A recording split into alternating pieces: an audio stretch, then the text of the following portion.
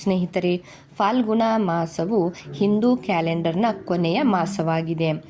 ಈ ತಿಂಗಳಿನಲ್ಲಿ ಶ್ರೀಹರಿ ವಿಷ್ಣು ಭಕ್ತ ಪ್ರಹ್ಲಾದರನ್ನು ರಕ್ಷಿಸಲು ನರಸಿಂಹ ಅವತಾರವನ್ನು ತೆಗೆದುಕೊಂಡಿದ್ದರು ಎಂದು ಹೇಳುತ್ತಾರೆ. ಸ್ನೇಹಿತರೆ, ಶ್ರೀಹರಿಯು ನರಸಿಂಹನ ಅವತಾರದಲ್ಲಿ ಹಿರಣ್ಯಕಶಿಪುವನ್ನು ಸಂಹಾರ ಮಾಡಿ ಆತನಿಂದ ಪ್ರಹ್ಲಾದನನ್ನು ರಕ್ಷಿಸಿದರು.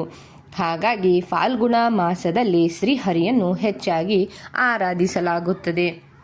ಅದೇ ರೀತಿಯಾಗಿ ಚಂದ್ರ ದೇವರ ಪೂಜೆ ಕೂಡ ಈ ಫಾಲ್ಗುಣ ಮಾಸದಲ್ಲಿ ಮಾಡಲಾಗುತ್ತದೆ. ಏಕೆಂದರೆ ಚಂದ್ರ ದೇವನ ಉದಯ ಕೂಡ ಫಾಲ್ಗುಣ ಮಾಸದಲ್ಲಿ ಆಗಿದೆ ಎಂದು ಶಾಸ್ತ್ರದಲ್ಲಿ ಇದೆ. ಸ್ನೇಹಿತರೆ, ಫಾಲ್ಗುಣ ಮಾಸದಲ್ಲಿ ಶಿವನು ಕಾಮದೇವನನ್ನು ಬೂದಿ ಮಾಡಿದರು ಮತ್ತು ನಂತರ ಕಾಮದೇವನನ್ನು ಭೇಟಿಯಾಗುವಂತೆ ರತಿದೇವಿಗೆ ವರವನ್ನು ನೀಡಿದರು ಎಂದು ಹೇಳಲಾಗುತ್ತಿದೆ. ಹೀಗೆ ಶಾಸ್ತ್ರದ ಪ್ರಕಾರ ಚಂದ್ರನು ಅನೇಕ ದೇವತೆಗಳಲ್ಲಿ ಒಬ್ಬರು. ಚಂದ್ರನ ಆದಿದೇವತೆಯಾಗಿದ್ದು ಶಿವನು ಚಂದ್ರನನ್ನು ತಲೆಯ ಮೇಲೆ ಇಟ್ಟುಕೊಂಡಿರುತ್ತಾರೆ. ಫಾಲ್ಗುಣ ಮಾಸವು ಚಂದ್ರ ದೇವರ ಜನನದ ಮಾಸ ಎಂದು ಕೂಡ ಹೇಳಲಾಗಿದೆ. ಸ್ನೇಹಿತರೆ, ಈ ಮಾಸದಲ್ಲಿ ಚಂದ್ರ ದೇವನ ಪೂಜೆಗೆ ವಿಶೇಷ ಮಹತ್ವವನ್ನು ನೀಡಲಾಗಿದೆ. ಅದೇ ರೀತಿಯಾಗಿ ಫಾಲ್ಗುಣ ಮಾಸದಲ್ಲಿ ದಾನ ಮಾಡುವುದಕ್ಕೂ ಕೂಡ ವಿಶೇಷ ಮಹತ್ವವನ್ನು ನೀಡಲಾಗಿದೆ.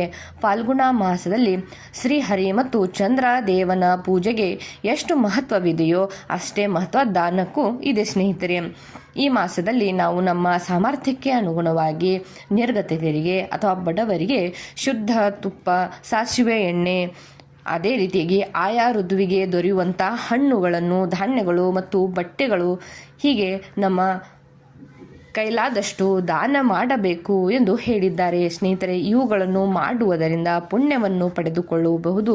ಅದರ ಜೊತೆಗೆ ನಾವು ಫಾಲ್ಗುಣ ಮಾಸದಲ್ಲಿ ದಾನವನ್ನು ಮಾಡುವುದರಿಂದಾಗಿ ಪಿತೃರು ಕೂಡ ಸಂತುಷ್ಟವಾಗುತ್ತಾರೆ ಎಂದು ಹೇಳಲಾಗಿದೆ. ಅದೇ ರೀತಿಯಾಗಿ ನಾವು ಈ ಫಾಲ್ಗುಣ ಮಾಸದಲ್ಲಿ ಪಿತೃಗಳಿಗೆ ನೈವೇದ್ಯ ಕೂಡ ನಾವು ನೀಡಬಹುದು.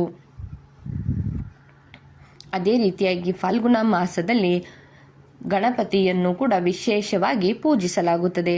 ಸ್ನೇಹಿತರೆ, ಫಾಲ್ಗುಣ ಮಾಸದಲ್ಲಿ ವಿನಾಯಕ ಚತುರ್ಥಿಯು ಕೂಡ ಬರುತ್ತದೆ. ಈ ಸಲ ವಿನಾಯಕ ಚತುರ್ಥಿಯು ಮಾರ್ಚ್ 13ರಂದು ಫಾಲ್ಗುಣ ಮಾಸದ ವಿನಾಯಕ ಚತುರ್ಥಿ ಇದೆ. ಸ್ನೇಹಿತರೆ, ಫಾಲ್ಗುಣ ಮಾಸದ ಶುಕ್ಲ ಪಕ್ಷದ ಚತುರ್ಥಿ ತಿಥಿಯಂದು ಗಣಪತಿ ದೇವಸ್ಥಾನಕ್ಕೆ ಭೇಟಿ ನೀಡಿ ಗಣೇಶನನ್ನು ಪೂಜಿಸುವುದು ಮತ್ತು ಗಣೇಶನಿಗೆ ಎಳ್ಳಿನಿಂದ ಮಾಡಿದ ಆಹಾರವನ್ನು ನಾವು ಗಣಪತಿಗೆ ನೈವೇದ್ಯವಾಗಿ ನೀಡುವುದರಿಂದ ಅಥವಾ ಎಳ್ಳಿನಿಂದ ಮಾಡಿರುವಂತಹ ಯಾವುದೇ ಸಿಹಿ ಪದಾರ್ಥಗಳನ್ನು ನಾವು ಗಣೇಶನಿಗೆ ನೈವೇದ್ಯವಾಗಿ ನೀಡಬೇಕು ಮತ್ತು ನಾವು ಎಳ್ಳಿನಿಂದ ಹೋಮ ಹವನಗಳನ್ನು ಕೂಡ ಮಾಡಬೇಕು. ಅದೇ ರೀತಿಯಾಗಿ ಉಪವಾಸ ವ್ರತವನ್ನು ತೆಗೆದುಕೊಳ್ಳುವುದರಿಂದ ಈ ಫಾಲ್ಗುಣ ಮಾಸದಲ್ಲಿ ಇದು ನಮಗೆ ಅತ್ಯಂತ ಪುಣ್ಯವನ್ನು ಪ್ರಾಪ್ತವಾಗುತ್ತದೆ ಎಂದು ಕೂಡ ಹೇಳಲಾಗಿದೆ. ಸ್ನೇಹಿತರೆ, ಫಾಲ್ಗುಣ ಮಾಸವನ್ನು ಸಂತೋಷವನ್ನು ನೀಡುವ ತಿಂಗಳು ಎಂದು ಹೇಳಲಾಗುತ್ತದೆ. ಈ ಮಾಸದಲ್ಲಿ ಫಾಲ್ಗುಣ ನಕ್ಷತ್ರ ಇರುವುದರಿಂದ ಈ ಮಾಸವನ್ನು ಫಾಲ್ಗುಣ ಮಾಸವೆಂದು ನಾವು ಕರೆಯುತ್ತೇವೆ. ಸಂತಾನ ಭಾಗ್ಯವನ್ನು ಬಯಸುವವರು ಈ ಮಾಸದಲ್ಲಿ ಭಗವಾನ ಶ್ರೀಕೃಷ್ಣನನ್ನು ಪೂಜಿಸಬೇಕು ಎಂದು ಶಾಸ್ತ್ರದಲ್ಲಿ ಹೇಳಲಾಗಿದೆ. ಸ್ನೇಹಿತರೆ, ಈ ಫಾಲ್ಗುಣ ಮಾಸದಲ್ಲಿ ಶ್ರೀಕೃಷ್ಣನನ್ನು ಮತ್ತು ನರಹರಿ ರೂಪ ನರಸಿಂಹವನ್ನು ಮತ್ತು ಗಣೇಶ ದೇವರನ್ನು ಪೂಜಿಸಿ ನಿಮ್ಮ ಜೀವನದಲ್ಲಿ ಸಂತೋಷ ಸಮೃದ್ಧಿಯನ್ನು ಹೆಚ್ಚಿಸಿಕೊಳ್ಳಿ. ಸ್ನೇಹಿತರೆ, ಹೊಸ ಮಾಹಿತಿಗಳಿಗಾಗಿ ಚಾನೆಲ್ನ ಸಬ್ಸ್ಕ್ರೈಬ್ ಮಾಡಿಕೊಳ್ಳಿ ಹಾಗೂ ನಿಮ್ಮವರೊಂದಿಗೆ ಶೇರ್ ಕೂಡ ಮಾಡಿ. ಸ್ನೇಹಿತರೆ, ಧನ್ಯವಾದ.